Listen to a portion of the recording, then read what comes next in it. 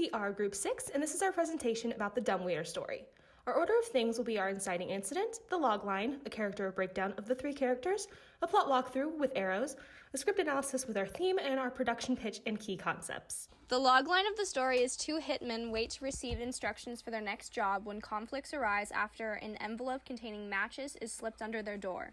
The arguments between the 2 are then aggravated by demanding messages conveyed by a dumbwaiter from mysterious forces above.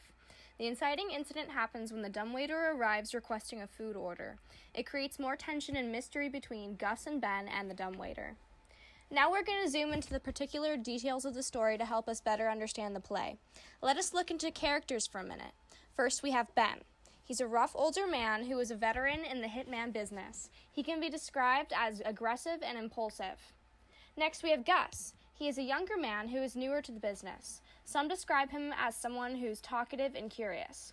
Ben is the dominant of the pair, with Gus being more docile. Finally, we have Wilson. Wilson is a more mysterious character, but he is described as the informer for their job. He reminds me of Godot in Waiting for Godot, as they are constantly waiting for this mysterious man to call them about their job, and he never actually appears on stage. Alright, for these next 3 slides, we're going to be doing a play walkthrough. So first, we're going to be starting out with Ben and Gus await instructions for the next job. Moving on from that, Gus confides to Ben about his struggles with the job. Ben reprimands Gus and tells him that he should be grateful for the job. After they quarrel for a little bit, they receive an envelope that is found by the door with matches inside. Now, they don't know where this envelope comes from or who gave it to them, so it's a mystery to everyone. After that, Ben and Gus argue about the phrase, light the kettle. Now, this phrase is very important for the rest of the play, and we'll be going into that in script analysis. Moving on from that to the next slide, we're going to be talking about, starting with Gus starts asking Ben questions about the nature of their work, although Ben refuses to engage in such discussion. Gus is becoming curious about what is even going on in the job, while Ben is not having any of it. Moving on from there, the dumbwaiter is then revealed, holding a note from above. This is a very important part of the play where we actually see the dumbwaiter appear, and we'll be talking about that also in script analysis. After that, in response to the request for food in the dumbwaiter, Ben and Gus put their scraps of food on the dumbwaiter to be sent up. For this, they decide just to put food that they just kind of have laying around. After that, the dumbwaiter returns with another request for exotic food, which Ben and Gus are unable to supply. They don't have the exotic food, so they just kind of put whatever scraps they have. Ben and Gus then notice the intercom tube begin using it to communicate with those above. So as you can see from the slides, that's representing the intercom tube that Ben and Gus kind of use to communicate with the people above. After that, Ben and Gus rehearse their instructions for the hit job, going step by step about what they're going to do for the hit. Moving on to the next slide, Gus then leaves the room to use the restroom, basically preparing for the actual hit job. After Gus leaves, though, Ben receives a message from the intercom learning that their target is coming. In response to that, Ben calls for Gus to prepare for the hit, and Ben aims his gun at the door as it opens. And suddenly, as the door opens, Gus returns to the room through the door, stripped and shocked, with Ben's gun still trained on him, revealing that Ben shoots Gus. For this section, we are going to go into the script and get a deeper look into the overall theme and how it relates to the dumbwaiter as a whole. First, we look at the dumbwaiter as a communicator. The dumbwaiter represents something bigger in the story. On page 15, we read the following interaction. 1 bamboo shoots, water chestnuts, and chicken. 1 char-siu and bean sprouts. Bean sprouts? Yes. Blimey. I wouldn't know where to begin. Gus is stunned and ashamed of himself for not knowing these complex orders from higher up, supporting our theme of unrest between the wealthy and the poor. The dumbwaiter represents that communication between the 2 classes, however. From up above, we hear the complex and demanding orders from the wealthy, and the poor underneath them trying to make what they can to further support the wealthy class. Next, we have the phrase, light the kettle, an important factor in our theme. On page 8, Ben gets very angry at Gus for saying light the gas instead of light the kettle, with the line, "Nobody says light the gas. What does the gas light?" After this, Ben starts choking Gus. This increased anger after just a simple phrase is telling of many things. 1, it exemplifies Ben as the dominant person. 2, it foreshadows the ending. And 3, it gives us one of our first looks at the mindsets of Ben and Gus in relation to their social status. This is followed up on page 17 right after Ben speaks through the tube. You know what he said? Light the kettle. Not put on the kettle, not light the gas, but light the kettle.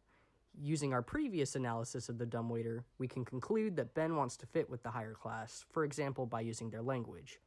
In an effort to escape his class, Ben must turn a blind eye to a fellow worker, going so far as to end his life.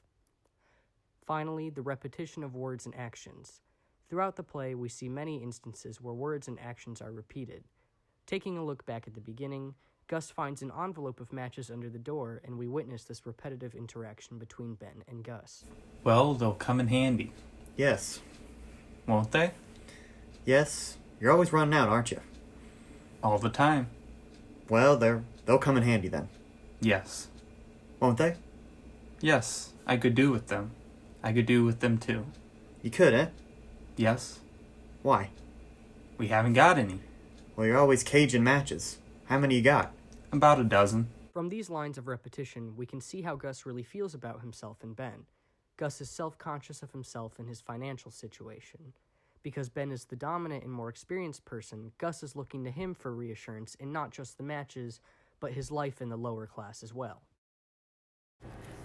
And now we move on to production pitch. Our director's concept for our show goes as follows. The dumbwaiter explores dynamics between social classes, where the lower class is viewed as a dumbwaiter being controlled by the upper class under lock and key. Our first key component is our costuming choice. The only two characters shown on stage are Ben and Gus, and both of them are dressed in suits for our hypothetical production. This gives them a mafioso, hitman-esque quality.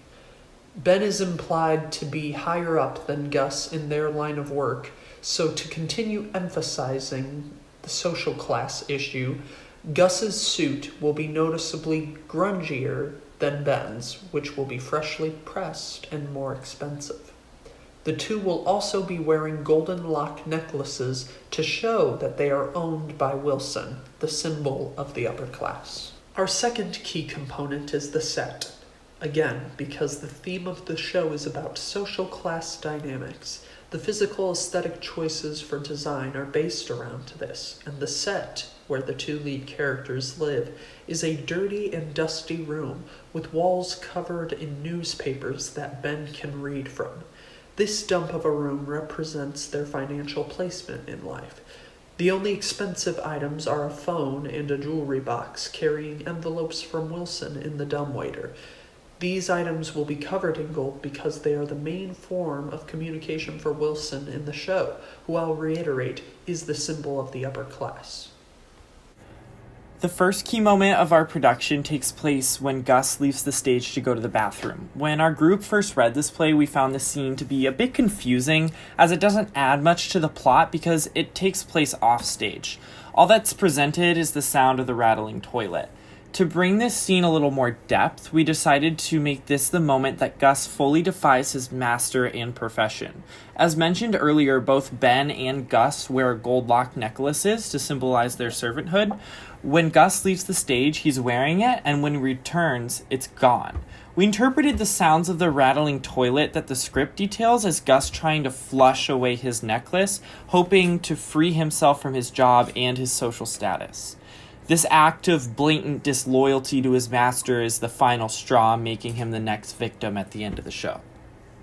For our second key moment, we are addressing when the dumbwaiter opens for the first time. A light will shine above the dumbwaiter when Gus opens it, and inside will be an elegant, expensive jewelry box. Inside this jewelry box will be a gold-colored envelope with a red wax W seal on it. We chose to have these elements to emphasize that everything associated with Wilson is significantly more expensive and luxurious than anything Ben or Gus have. We see throughout the show that there is tension within the characters until the inciting incident of the letter and the matches, leading to the ending of the show with one character presumed to be shot dead. Our director's concept of looking further into the social classes and how they are seen is shown through costumes and props like Ben being dressed better than Gus. In conclusion, this is a show about how social classes are seen and treated in society. Thank you.